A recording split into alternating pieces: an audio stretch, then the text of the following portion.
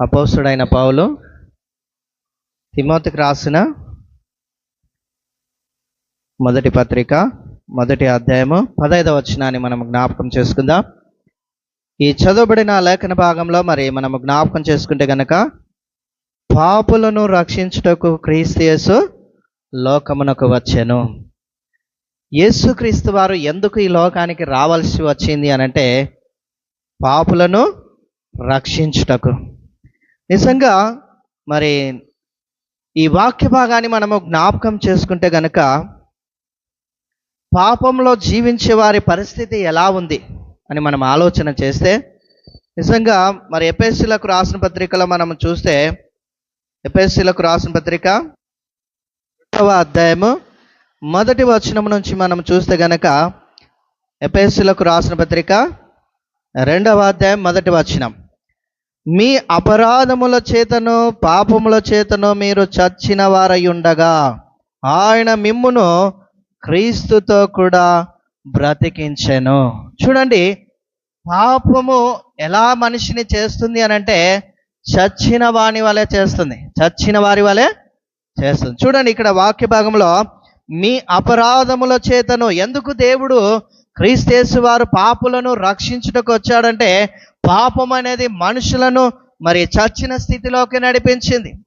నిజంగా ఆత్మీయతలో చచ్చిన వారముగా, పాపానికి దాసులమైన వారముగా మనం ఉంటున్నాం. అలాంటి స్థితిలో ఉన్న మనలను బ్రతికించుట కొరకు, రక్షించుట కొరకు, పవిత్రులుగా మార్చుట కొరకు ప్రభు యేసుక్రీస్తు వారు పరమ నుండి ఈ భూలోకానికి దిగి వచ్చినట్టుగా మనం చూస్తున్నాం. చూడండి, ఇక వాక్య భాగంలో మీ అపరాధముల చేతను పాపముల చేతను మీరు చచ్చిన వారై ఉండగా ఆయన మిమ్మును క్రీస్తుతో కూడా బ్రతికించెను. క్రీస్తుతో కూడా మీరు వాటిని చేయిచు వాయుమండలమైన సంబంధమైన అధిపతిని, అనగా అవిధేయులైన వారిని ఇప్పుడు ప్రేరేపించు శక్తికి అధిపతిని అనుసరించి ఈ ప్రపంచ ధర్మము చొప్పున మునుపు నడుచుకుంటిరి. వారితో కలిసి మనమందరము శరీరము యొక్క మనుషు యొక్క కోరికలను నెరవేర్చుకొనుచు, మన శరీర ఆశలను అనుసరించి మునుపు ప్రవర్తించుచు, కడమ వారి వలె స్వభావ సిద్ధంగా దైవోగ్రతకు పాత్రలమై ఉంటిమి. చూడండి, దైవోగ్రతకు, దేవుని ఉగ్రతకు పాత్రలమై ఉన్నామంట. చచ్చిన వారి వలె దేవుని ఉగ్రతకు పాత్రలమైన మనలను నిజంగా దేవుడు బ్రతికించాడు, రక్షించాడని మనము జ్ఞాపకం చేసుకోవాలి. చూడండి, దేవుడు తన వాక్యం ద్వారా సెలవిస్తున్నాడు.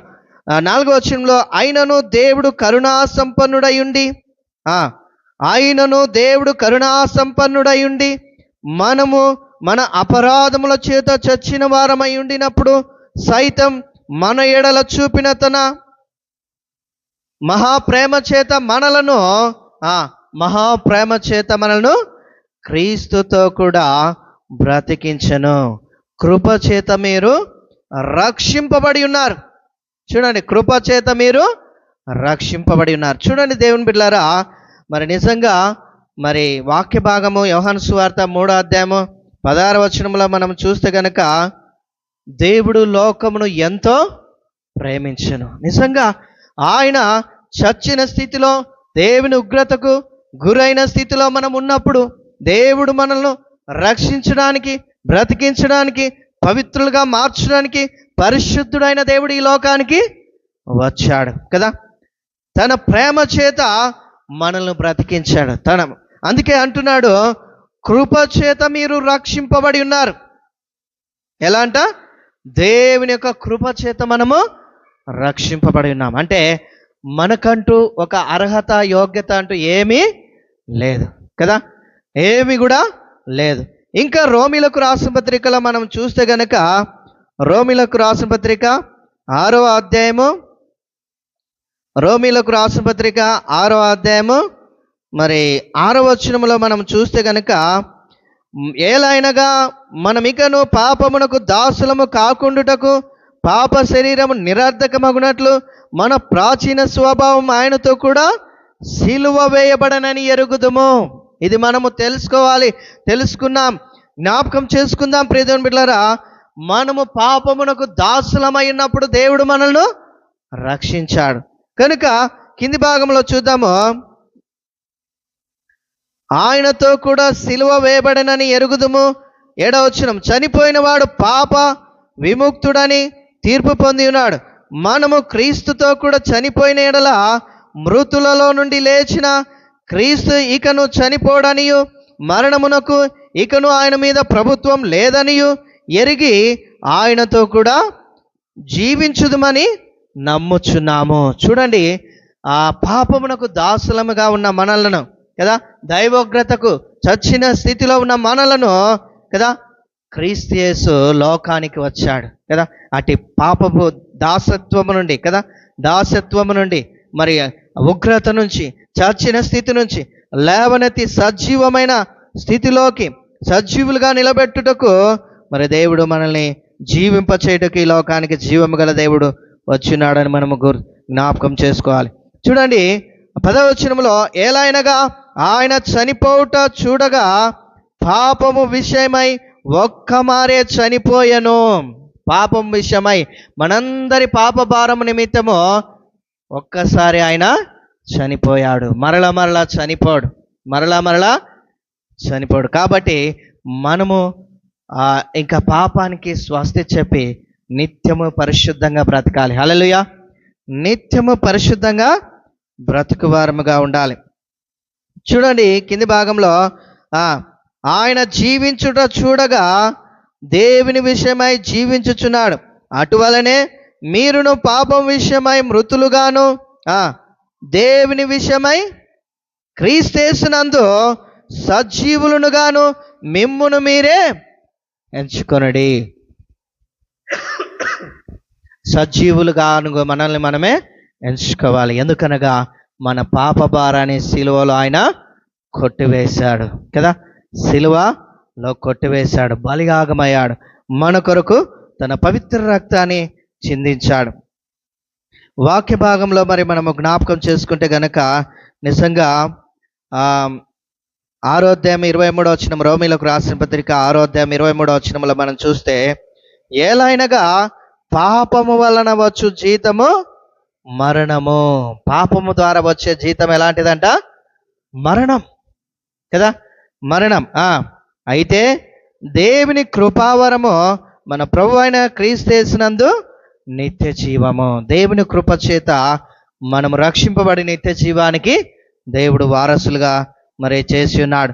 కాబట్టి ఈ మాటలు వింటున్న మనము జ్ఞాపకం చేసుకోవాలి, జీవించుచున్న మనము సజీవులుగా కదా, సజీవులుగా క్రీస్తు నిమిత్తం క్రీస్తునందు సజీవులుగా మిమ్మును మీరే ఎంచుకొనుడని దేవుడు తన వాక్యం ద్వారా సెలవిస్తున్నాడు. సో ప్రియ దేవుని బిడ్డలారా, అందుకే మార్కు సువార్త 2వ అధ్యాయము 17వ వచనంలో మనం చూస్తే గనక, మార్కు సువార్త 2వ అధ్యాయం 17వ వచనంలో ఆయన పర్టికులర్గా మాట్లాడుతూ ఉన్నాడు. ఏంటంటే, నేను పాపులనే పిలవచ్చి తిని కానీ నీతిమంతులను పిలువ రాలేదు అని వారితో చెప్పాను. నిజంగా పాపి అనే ముద్ర మరి జక్కయ్యకున్నప్పుడు, మరి ఈ లోకానికి వచ్చినప్పుడు జక్కయ్యను దేవుడు మరి అబ్రహాము కుమారుడుగా మార్చివేశాడు. హల్లెలూయా. నీతిమంతుడుగా మార్చివేశాడు. చూడండి లూకా సువార్త 19వ అధ్యాయము, లూకా సువార్త 19వ అధ్యాయము 7వ వచనం, అందరూ అది చూచి ఈయన పాపి అయిన మనిషిని యొద్ద బస చేయవలెనని చాలా సనుగుకొనిరి. నిజంగా జక్కయ్యకు ఒక ముద్ర ఉంది, ఏంటంటే పాపి అని. ఆ పాపం అనే ముద్రను కొట్టివేసి దేవుడు ఆయనను పవిత్రునిగా మార్చాడు. నిజంగా వాక్యం సెలవిస్తుంది. ఇదే లూకా సువార్త 19వ అధ్యాయం 10వ వచనంలో మనం చూస్తే గనక, నశించిన దానిని వెదకి రక్షించుటకు మనుష్య కుమారుడు వచ్చునని అతనితో చెప్పాను. హల్లెలూయా, హల్లెలూయా. నశించిపోతున్న జక్కయ్యను దేవుడు రక్షించాడు, దేవుడు రక్షించాడు. నిజంగా ఆయన జీవితాన్ని మార్చడానికే ఆయన దగ్గరికి వెళ్ళాడు. ఆయన జీవితం మారిపోయింది. ఎప్పుడైతే యేసుక్రీస్తు వారు ఆయన ఇంట్లో అడుగు పెట్టాడో నిజంగా జక్కయ్య జీవితము మారిపోయింది. యేసుక్రీస్తు వారే స్పష్టంగా సెలవిస్తున్న మాట ఏమంటున్నాడు చూడండి 9వ వచనంలో, అందుకు యేసు ఇతడును అబ్రహాము కుమారుడే, ఎందుకనగా నేడు ఈ ఇంటికి రక్షణ వచ్చిన్నది. రక్షణ వచ్చినది. హల్లెలూయా, హల్లెలూయా. ప్రియ దేవుని బిడ్డలారా, నిజంగా పాపులనే పిలవచ్చు తిని అని ఎందుకు అన్నాడంటే, నిజంగా పవిత్రులుగా మార్చడానికి. ఎందుకు అనంటే, నిజంగా దేవుడు పరిశుద్ధుడు. మనల్ని రక్షించడానికి వచ్చిన రక్షకుడు ఎవరు అంటే పరిశుద్ధుడు, పాపము లేనివాడు. ఎవరు? పాపము లేనివాడు కదా, నీతిమంతుడు. ఆయన నీతిమంతుడు కాబట్టి ఆయన ఒక్క పాపము నుండే మనల్ని విడుదల చేయడానికి కాదు, కానీ పరలోకం, నిత్య జీవం కదా, నరకాగ్ని తప్పించి నిత్య జీవాన్ని కూడా మనకు ఇవ్వడానికి మరి ఆయన వచ్చినట్టుగా మనం చూస్తున్నాం. కనుక ఈ లోకంలో బ్రతికినంత కాలము మనం ఎలాగుండంటే క్రీస్తులాగా బ్రతకాలి కదా. క్రీస్తునందున్న వారికి ఏమీ లేదంట, ఏ శిక్షా విధియు లేదు అని దేవుని యొక్క వాక్యం సెలవిస్తున్నది. క్రీస్తునందున్న వారికి ఎవరికి అంట, ఎవరికి శిక్ష లేదు? క్రీస్తునందున్న వారికి ఏ శిక్షా విధియు లేదు కదా.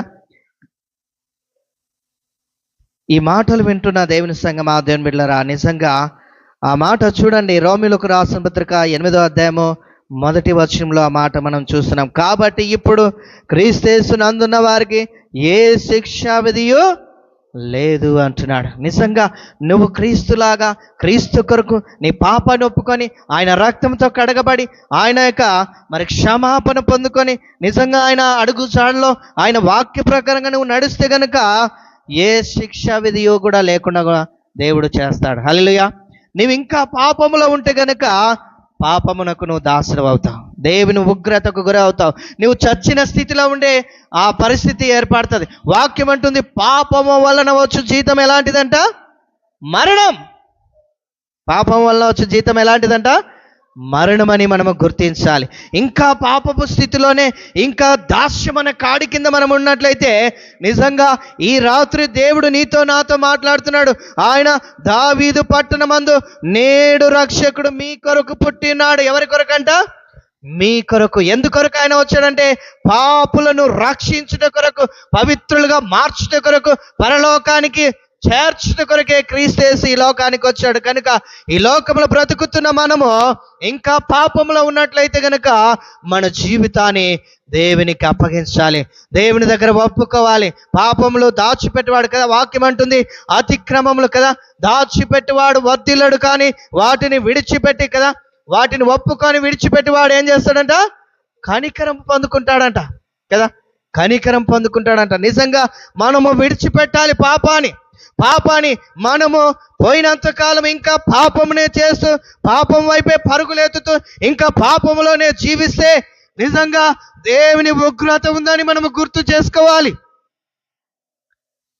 మన స్థితి చచ్చిన స్థితి అని మనం గుర్తించాలి. మన స్థితి ఎలాంటిది అంటే మరి దాస్యమైన స్థితి కదా, బానిసత్వం అనే స్థితి అవుతుంది. పాపమునకు బానిసలుగా మారిపోవాల్సి వస్తుంది. నిజంగా ఈ దినాల్లో పాపం అనే కాడి కింద ఎంతమంది మగ్గిపోతూ ఉన్నారు, బయటికి రాలేకపోతూ ఉన్నారు. జీవితాలను నాశనం వైపు, నరకం వైపు నడిపించుకుంటూ ఉన్నారు. దేవుని వైపు తిరిగితే, దేవుని వైపు చూస్తే, నిన్ను నన్ను రక్షించడానికి ఈ లోకానికి వచ్చిన దేవుడు ఈ రాత్రి నీ జీవితాన్ని ఆయనకు అప్పగిస్తే ఆయన నీ జీవితంలో గొప్ప వెలుగుని నింపబోతున్నాడు. హల్లెలూయా. గొప్ప సంతోషాన్ని ఇవ్వబోతున్నాడు. నిజంగా ఆయన ఒక రక్షకుడుగా రక్షించడానికి ఈ లోకంలో ఏతేంచాడు. నిజంగా వాక్య భాగం సెలవిస్తున్నది. మరి మత్తయి సువార్త 1:21 ఆమె యొక్క కుమార్తెను తన ప్రజలను వారి పాపం నుండి ఆయన రక్షించును గనుక ఆయనకు యేసు అను పేరు పెట్టుదు అనేను. ఈ మాటలు వినుచున్న దేవుని సంగమా, ఇంకా దౌర్భాగ్యమైన స్థితిలో మనం ఉండకూడదు. ఇంకా పాపం అనే ఆ దాస్యత్వం అనే కాడి కింద మనం ఉండకూడదు. నిజంగా పాపం మనిషి జీవితంలో మరణాన్ని తీసుకొస్తుంది. పాపం వల్ల వచ్చే జీవితం మరణమని వాక్యము స్పష్టంగా సెలవిస్తున్నది. ఏ విషయంలో నీవు తప్పిపోతున్నావు, ఏ విషయంలో పడిపోతున్నావు, ఏ విషయంలో దేవునికి దూరస్తులవుతున్నావో ఆ విషయంలో ఈ రాత్రి నీవు దేవుని ఎదుట మోకరించి, దేవా పాపినైన నన్ను కరుణించుమని దేవుని సన్నిధిలో నీవు మనస్ఫూర్తిగా, హృదయపూర్వకంగా నీ జీవితాన్ని దేవునికి అప్పగించి నిజంగా ఒప్పుకుంటే నీ జీవితము అద్భుత రీతిగా దేవుడు మారుస్తాడు. హల్లెలూయా. నీ జీవితంలో గొప్ప క్రిస్మస్ ఆనందాన్ని దేవుడు నింపుతాడు. కాదు కూడదని ఇంకా ఆ పాపంలోనే మగ్గిపోతే భయంకరమైన నరకం ఉందని దేవుడు హెచ్చరిక చేస్తా ఉన్నాడు. భయంకరమైన నరకం ఉంది అక్కడ. యుగ యుగాలు మనిషి చనిపోడు, అగ్ని ఆరిపోదు.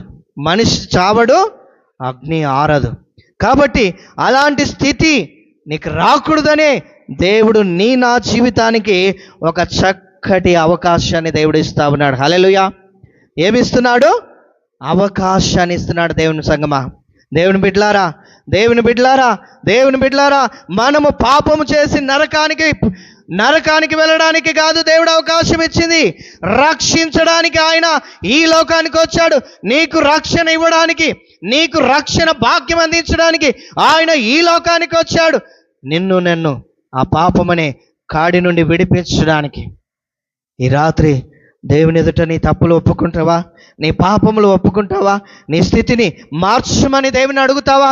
నిజంగా దేవుని సన్నిధికి వచ్చిన ఆ యొక్క సుంకరి ప్రార్థన చేశాడు. దేవుని ఆలయంకి వచ్చిన ఆ యొక్క సుంకరి ప్రార్థన చేస్తున్నాడు. ఏమనంటే, ఆకాశం వైపు కన్నులెత్తుటకైనను ధైర్యము చాలక దేవా పాపినైన నన్ను కరుణించుమని వేడుకుంటూ, నిజంగా ఎప్పుడైతే తనను తాను తగ్గించుకొని దేవుని వైపు తిరిగి కదా, ఎప్పుడైతే తన పాపాన్ని ఒప్పుకున్నాడో వెంటనే నీతిమంతుడిగా మార్చబడ్డాడు. హల్లెలూయా. వెంటనే నీతిమంతుడిగా మార్చబడ్డాడు. ఈ మాటలు వింటున్న దేవుని సంగమా, దేవుని బిడ్డలారా, మీరెక్కడున్నా, ఏ స్థలములో ఉన్నా, దేవుడు ఈ రాత్రి నీతో మాట్లాడుతున్నాడని, నిన్ను హెచ్చరిస్తున్నాడని, ఈ సమయము అవకాశము జార విడుచుకోవద్దని దేవుడు నిన్ను దర్శిస్తా ఉన్నాడు. నీతో మాట్లాడుతూ ఉన్నాడు దేవుడు ఈ రాత్రి. ఇది నాకు కాదు అని నువ్వు అనుకోవద్దు. నువ్వు ఏ స్థలంలో కూర్చున్నావో, ఏ స్థలంలో నిలబడి ఉన్నావో, ఏ స్థలంలో ఉండి ఈ మాటలు వింటున్నావో దేవుడు నిన్ను చూస్తూ ఉన్నాడు. వాక్యము సెలవిస్తుంది. సామెతల గ్రంథం 15వ అధ్యాయము 3వ వచనం, యెహోవా కన్నులు ప్రతి స్థలం మీద ఉండును, అవి చెడ్డవారిని మంచి వారిని చూచుచుండును. దేవుడు నిన్ను చూస్తూ ఉన్నాడు. ఇంకా నీవు చెడుతనంలోనే ఉన్నావా? ఇంకా పాపపు స్థితిలోనే ఉన్నావా? ఇంకా పాపమనే అంధకారంలో ఉన్నావా? దేవుడు వెలుగును నింపడానికి, దేవుడు పవిత్రుడిగా మార్చడానికి దేవుడు నీకు అవకాశం ఇస్తూ ఉన్నాడు. దేవుడు నీ జీవితంలో ఆ నిత్య సంతోషాన్ని ఇవ్వడానికి నీ వైపు చూస్తూ ఉన్నాడు. ఈ రాత్రి దేవుని మాటలు వింటున్న దేవుని సంగమా, దేవుని బిడ్డలారా, ఇది నీ కొరకే. దేవుడు నీతో మాట్లాడుతున్నాడు. నీతోనే స్పష్టంగా దేవుడు మాట్లాడుతున్నాడు. ఇది నాకు కాదని నీవు అనుకోవద్దు. ఇది నాకు కాదని నువ్వు అనుకోవద్దు. దేవుడు నీకు అవకాశం ఇస్తున్నాడు. ఇదే మిక్కిలి అనుకూల సమయం అంటున్నాడు దేవుడు. ఇదే రక్షణ దినం అంటున్నాడు. ఇదే అనుకూల సమయం, ఇదే రక్షణ దినం. నమ్మి బాప్తిసం పొందినవాడు రక్షణ పొందుకుంటాడు, రక్షింపబడతాడు. నమ్మని వానికి శిక్ష విధించబడుతుందని దేవుడు హెచ్చరిక చేస్తున్నాడు. నిజంగా నమ్మి బాప్తిసం పొంది రక్షణ పొందుకుంటావా? రక్షింపబడతావా? ఇంకా నమ్మక, ఇంకా పాపంలోనే ఉంటూ శిక్షకు అర్హుడవుతావా? ఏ స్థితిలోనే ఉన్నావు? ఒక్కసారి నిజంగా దేవునికి నీ జీవితాన్ని అప్పగిస్తే నీ జీవితంలో దేవుడు గొప్ప నూతన కార్యాన్ని చేయబోతున్నాడు. హల్లెలూయా. దేవుడు నీ జీవితంలో ఒక గొప్ప నూతన కార్యాన్ని చేయబోతున్నాడు.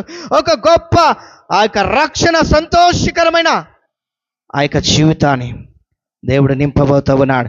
ఈ రాత్రి దేవుని మాటలు వింటున్న దేవుని సంగమా, దేవుని బిడ్డలారా, మీరు ఎక్కడున్నా సరే, ఈ లైవ్ చూస్తున్న వారు కూడా దేవుడు మీతో మాట్లాడుతున్నాడు.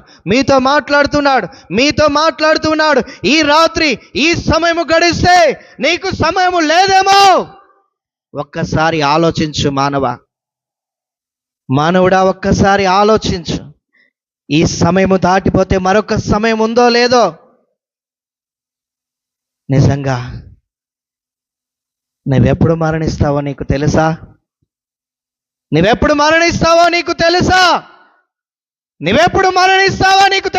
దేవుడు నిన్ను ప్రశ్నిస్తూ ఉన్నాడు. ఈ మాటలు స్పష్టంగా దేవుడు మాట్లాడుతున్నాడు. స్పష్టంగా ఈ రాత్రి దేవుడు నీతో నాతో మాట్లాడుతున్నాడు.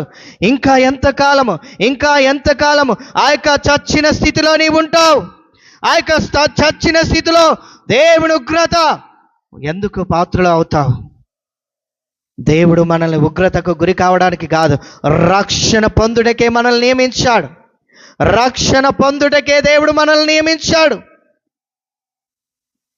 ఒప్పుకుందామా ఈ రాత్రి?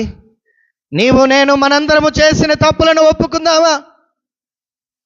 దేవుడు నిన్ను క్షమించడానికి సిద్ధంగా ఉన్నాడు, రక్షించడానికి సిద్ధంగా ఉన్నాడు. రక్షణ భాగ్యం అందించడానికి తన రక్తంతో నిన్ను కడిగి పరిశుద్ధపరిచి నీ జీవితాన్ని పరిశుద్ధమైన జీవితం ఇవ్వడానికి ఆయన సిద్ధంగా ఉన్న దేవుడుగా ఉంటున్నాడు. ఆయన అంటున్నాడు, మొదటి పేతురు రాసిన మొదటి పత్రిక 1వ అధ్యాయం 14వ వచనంలో, నేను పరిశుద్ధుడని అయిన ప్రకారము మీరును పరిశుద్ధులై ఉండు అంటున్నాడు. నిజంగా ఆయన మాటకు లోబడదామా? ఆయన మాటను విందామా? నిజంగా వాక్యము సెలవిస్తుంది, యెహోవా మాట వినలొనని వాడు శాపగ్రస్తుడగునని వాక్యము సెలవిస్తుంది. నీవు ఇంకా దేవుని మాట వినకపోతే శాపములోనే కొట్టబడతావు, పాపపు బానిసత్వంలోనే ఉంటావు. ఈ రాత్రి నీ పాపాన్ని ఒప్పుకుంటే ఈ రాత్రే దేవుడు నిన్ను పవిత్రునిగా మారుస్తాడు. ఒక్కసారి నిజంగా సుంకరిలాగా నిన్ను నీవు తగ్గించుకొని దేవుని వైపు మోకరించి ప్రార్థన చేస్తావా? అందరూ తలలు వంచుదాం, కళ్ళు మూసుకుందాం, ప్రార్థన చేద్దాం. థ్యాంక్ యూ లార్డ్ జీసస్, హల్లెలూయా. స్తోత్రం స్తోత్రం స్తోత్రం. పరిశుద్ధుడా, మహోన్నతుడా, మహాగణుడా, ఆశ్చర్యకరుడైన దేవా, మీకు స్తుతి ఆరాధన చెల్లిస్తున్నాం తండ్రి. మహిమగల దేవా, నీకు వందనాలు ప్రభా. అయ్యా, మరి పాపులను రక్షించకు క్రీస్తుగా ఈ లోకానికి వచ్చిన దేవా, నేను పాపులనే పిలవచ్చుతిని కానీ నీతిమంతులను పిలవరాలేదని అవుతుంది. పాపులను పవిత్రులుగా మార్చి పరలోకం చేర్చడానికే ఈ లోకానికి అవతరించిన పరిశుద్ధుడా, అయ్యా, నీవు గొప్ప తరుణాన్ని ఇచ్చిన గొప్ప అవకాశం తండ్రి. మరొక్కసారి మాకు హెచ్చరిక చేసి తండ్రి, ఎందరైతే ఈ యొక్క వాక్యము విని ప్రభా లైవ్ ద్వారా కానీ తండ్రి, ఎందరైతే తమ జీవితాలను అయ్యా సరి చేసుకుంటున్నారో, తప్పిదములను ఒప్పుకుంటున్నారో ప్రభువా, వారిని కనికరించమని మీ సన్నిధిలో వేడుకుంటున్నాం తండ్రి. వారిని కనికరించమని వేడుకుంటున్నాం తండ్రి. అలనాడు సుంకరి ఆకాశం వైపు కన్నులెత్తుటకైనను ధైర్యము చాలక, దేవా పాపినైనా నన్ను కరుణించమని ఎప్పుడైతే ప్రభా తన జీవితాన్ని నీకు అప్పగించాడు, తన హృదయాన్ని నీకు అప్పగించాడు, తన పాపాన్ని తన తప్పిదాన్ని ఒప్పుకున్నాడు, మనస్ఫూర్తిగా హృదయపూర్వకంగా తన పాపాన్ని విడిచిపెట్టాడో, నాకు ప్రభువే కావాలని కోరుకున్నాడు, ఆయన జీవితాన్ని అయ్యా మరి ఆయన నీతిమంతునిగా మార్చవుతండి. ఈ రాత్రి ఈ సమయాన్ని సద్వినియోగం చేసుకొని ప్రభా, ఎంతమంది అయితే తమ పాపంలో ఒప్పుకుంటున్నారో దేవా, వారిని కనికరించమని వేడుకుంటున్నాం తండ్రి. అయ్యా, వారిని రక్షించమని వేడుకుంటున్నాం. వారిని మీ పవిత్ర రక్తంలో కడిగి అయ్యా పరిశుద్ధపరిచి క్షమించి నీ కృపలో నడిపించమని, అయ్యా వారికి దేవుడిగా ఉండి వారిని దీవించమని, వారి జీవితంలో ప్రభా గొప్ప సంతోషాన్ని దయచేయమని నీకే మొరపెట్టుకుంటూ ఈ వాక్యం విన్న ప్రతి మీకు స్తోత్రము తండ్రి. కృపలో వారిని జ్ఞాపకం చేసుకొని వాక్య ప్రకారంగా నీ మాటకు లోబడుతూ నీ చిత్తానికి విధేయతను ప్రతి మాట చేసి ఆశీర్వదించమని, మేలులతో నింపమని, మహిమ పొందమని నీకే మహిమ ఘనత కీర్తి ప్రభావంలో ఆరోపిస్తూ యేసయ్య సర్వశక్తి కలిగిన నామంలో ప్రార్థిస్తూ వేడుకుంటున్నాం పరమ తండ్రి. ఆమేన్.